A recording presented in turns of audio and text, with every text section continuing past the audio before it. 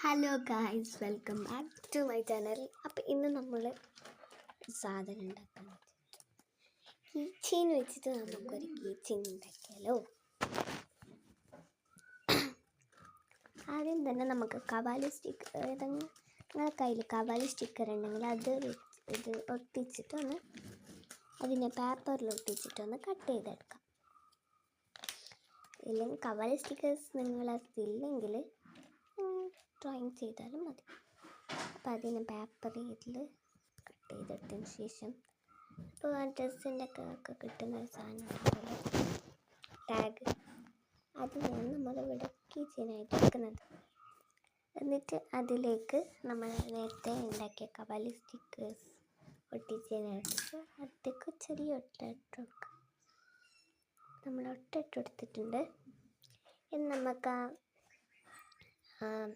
അതിൻ്റെ സാധനമല്ലേ അതിലത്തേക്കൊന്ന് ഇട്ട് കൊടുക്കാം. നന്നായിട്ടൊന്ന് മീത്തിൽ കുത്തിയിട്ട് ഇട്ട് കൊടുക്കാം കേട്ടോ. നല്ല പണിയുണ്ട് ഇട്ട് കൊടുക്കാം.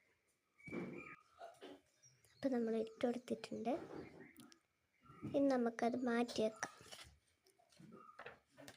നമുക്ക് നിങ്ങളുടെ കയ്യിൽ എന്തായാലും ട്രാൻസ്പെറൻറ്റ് ഷീറ്റ് ഉണ്ടാവുമല്ലോ, അതിൽ നമുക്ക് ഞാൻ നേരത്തെ കാണിച്ച സാധനത്തിൽ പെയിൻറ്റ് ചെയ്ത് കൊടുക്കാം. നിങ്ങൾക്ക് ഇഷ്ടമുള്ള പാറ്റേൺ ഇടാം. നിങ്ങളിഷ്ടം ഏത് പാറ്റേൺ വേണമെങ്കിലും നിങ്ങൾക്ക് ഇടാം.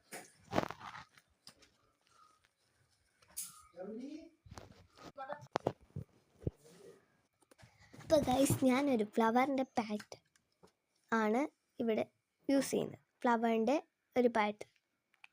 അപ്പോൾ നമുക്ക് ഫ്ലവറിൻ്റെ ഒരു പാറ്റേൺ ചെയ്ത് കൊടുക്കാം. പിങ്ക് കളർ ഫ്ലവറിൻ്റെ പാറ്റേൺ ആണ് ഞാൻ എടുക്കുന്നത് കേട്ടോ. അത് നമുക്ക് എല്ലായിടത്തും അങ്ങനെ പെയിൻറ്റ് എടുക്കണമെന്നില്ല, കുഞ്ഞു കുഞ്ഞു സ്ഥലത്ത് എടുത്തു. അപ്പോൾ അങ്ങനത്തെ കുറച്ച് ഫ്ലവേഴ്സ് നമുക്ക് ചെയ്തെടുക്കാം. അങ്ങനെ ഞാൻ ചെയ്തെടുത്തിട്ടുണ്ട്. പിന്നെ കുറച്ച് ചെറിയ കുഞ്ഞു കുഞ്ഞു ഹാർട്ട്സ്. ഇന്ന് വെള്ളം മാറ്റിയിട്ട് നമുക്ക് ഇഷ്ടമില്ലാണ്ട് നടുവിൽ ഡോട്ട് ചെയ്തെടുക്കുന്നുണ്ട്. അത് ലാസ്റ്റ് മനസ്സിലാവില്ല കേട്ടോ, ഡോട്ട് ചെയ്ത് കൊടുക്കുന്നുണ്ട്.